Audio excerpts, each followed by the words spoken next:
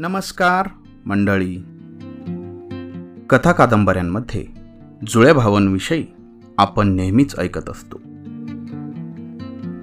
मात्र दुर्ग विश्वातील जुळी भावंडे आज आपल्याला खुणावत आहेत आणि ती पाहायला आपण आज आलेलो आहोत सातारच्या अलीकडे 24 किलोमीटरवर. चंदन वंदन. पुणे सातारा रोडवर भुईंज गावापासून डावीकडे साखर कारखाना, किकली, बेलमाची मार्गे या गडांवरती जाता येते. सह्याद्रीची एक रांग महादेव डोंगर म्हणून ओळखली जाते.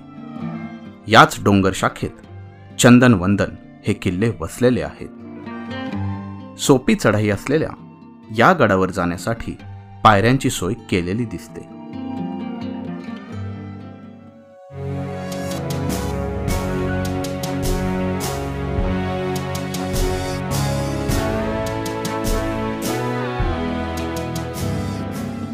या किल्ल्यांमुळे कृष्णा आणि वासना नदीचे खोरे दुभागले जाते. चंदनगड कोरेगाव तालुक्यातील बनवडी तर वंदनगड वाई तालुक्यातील बेलमाची गावामध्ये मोडतो असे इनामपत्रांमध्ये नमूद आहे. चंदनपेक्षा वंदन उंच आहे. वंदनगड 5 टप्प्यात तर चंदनगड 3 टप्प्यात आहे. चंदनगड मागे टाकून आम्ही प्रथम वंदनगडाला भेट द्यायचे ठरवले. 3800 फूट उंची असणाऱ्या या गिरिदुर्गाची चढाई तशी सोपी.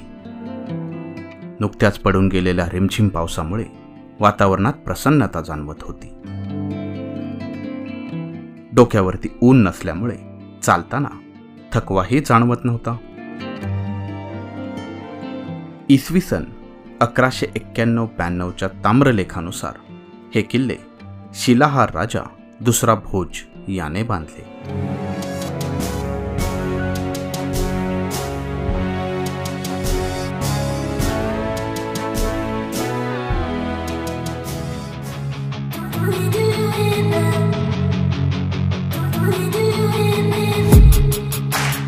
इतिहासात डोकावताना आपण गडावर कधी पोहोचलो समजलंच नाही.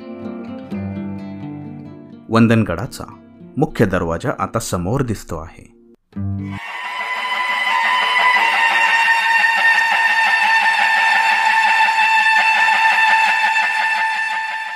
मराठा स्थापत्यशैलीतील या प्रवेशद्वारावर कीर्तिचक्र आणि गणेश प्रतिमा कोरलेली पाहायला मिळते.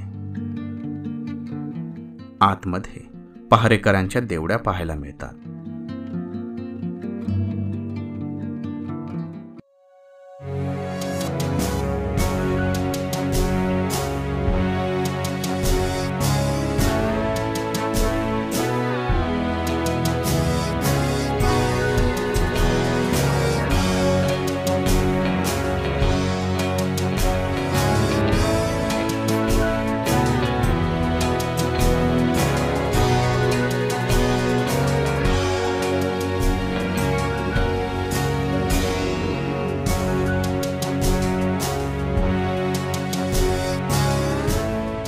आता किल्ल्याच्या भोजकालीन प्रवेशद्वारावर आपण आलो आहोत.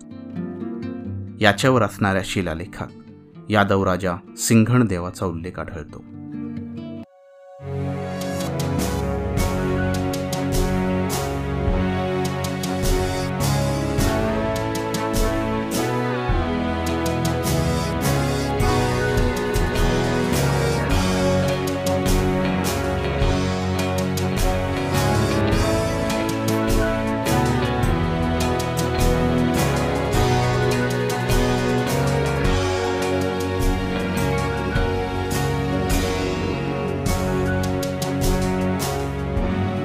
गडावर पोहोचल्यानंतर ठिकठिकाणी दगडी बांधकामांचे अवशेष आपल्याला पाहायला मिळतात.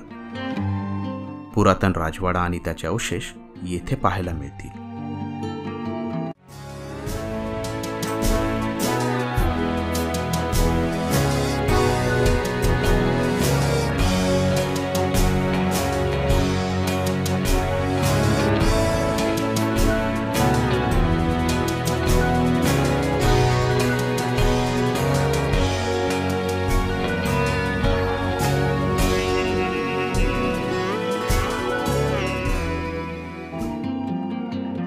पुढील बाजूस चुन्याचा घाणा दिसतो. असे 2 घाणे गडावरती आहेत.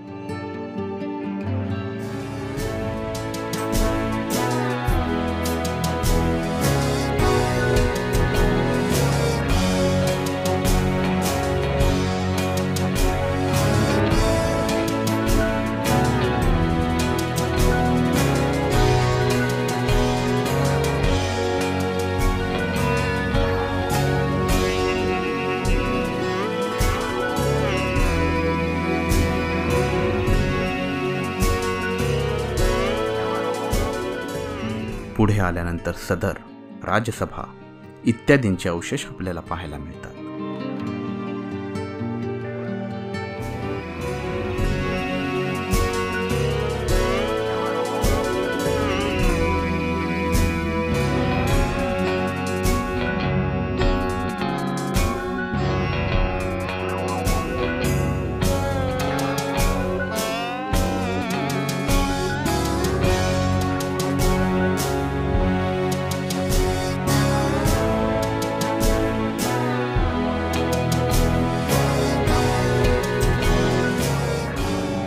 गडाच्या पूर्वेस बालेकिल्ल्याच्या पायथ्याशी महादेव मंदिर पाहायला मिळते.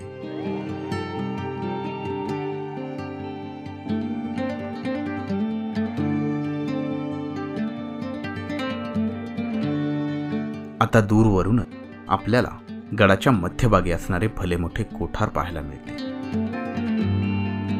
3 दालने असणारे हे कोठार दारुगोळा साठवण्यासाठी वापरले जात असे.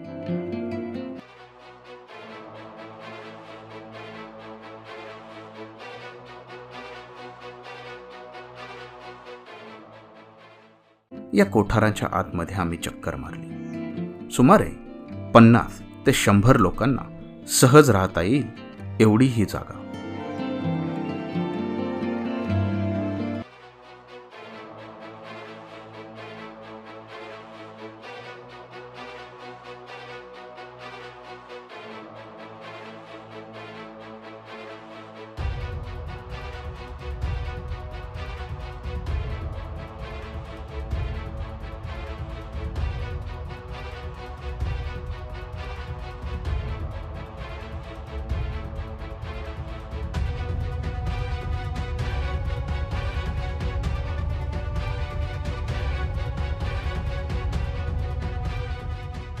गडाच्या पूर्वेस तसेच वायव्येला शेकडो पडक्या घरांचे अवशेष आढळतात. यावरून गडावरती एकेकाळी भरपूर लोकवस्ती असण्याचा पुरावा मिळतो.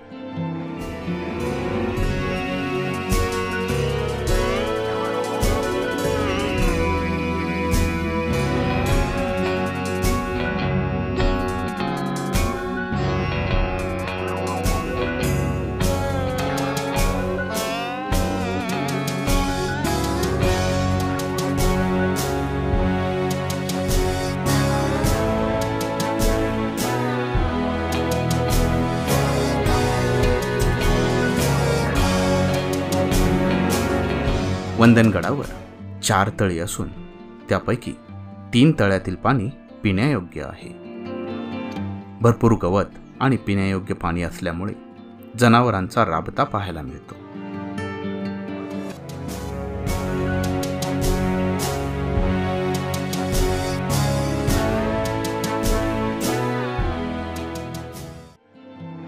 अफजल खानाच्या वधानंतर महाराजांनी या गडांवर आक्रमण करून गडांची पूर्वीची नावे बदलून चंदन वंदन अशी ठेवली. संभाजीराजांच्या कारकिर्दीत सन 1685 मध्ये अमानुल्ला खानाने येथे असणाऱ्या मराठ्यांच्या तुकडीवर हल्ला केला. पुढे 1689 पर्यंत सर्व परिसर मराठ्यांच्या ताब्यात होता. नंतर मात्र तो मोगलांच्या हातात पडला. याच्या खुणा आपल्याला गडावरती सापडतील. छत्रपती शाहू महाराजांनी सन 1707 मध्ये पावसाळ्यामध्ये हा प्रदेश जिंकून घेतला. पुढे सन 1752 मध्ये ताराबाईवर लक्ष ठेवण्यास पुरेसा फौजफाटा देऊन बाळाजी विश्वनाथांनी या किल्ल्यावर दादोपंत यांची नेमणूक केली. नंतर किल्ला इंग्रजांच्या हातात पडला.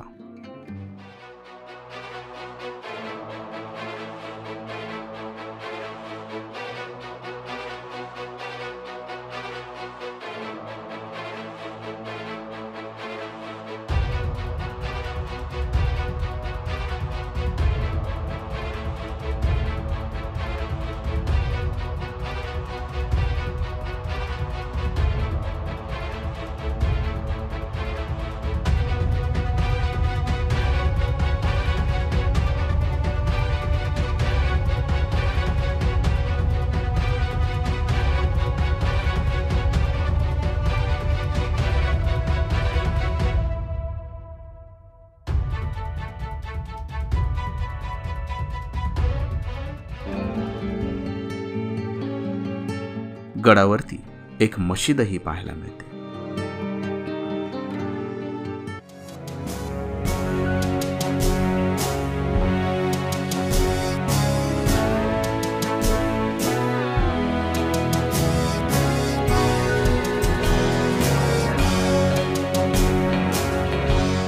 मध्यभागी एक टेकडी असून तिला बालेकिल्ला म्हणतात. यावर एका बुरुजाचे तसेच इमारतीचे अवशेष पाहायला मिळतात.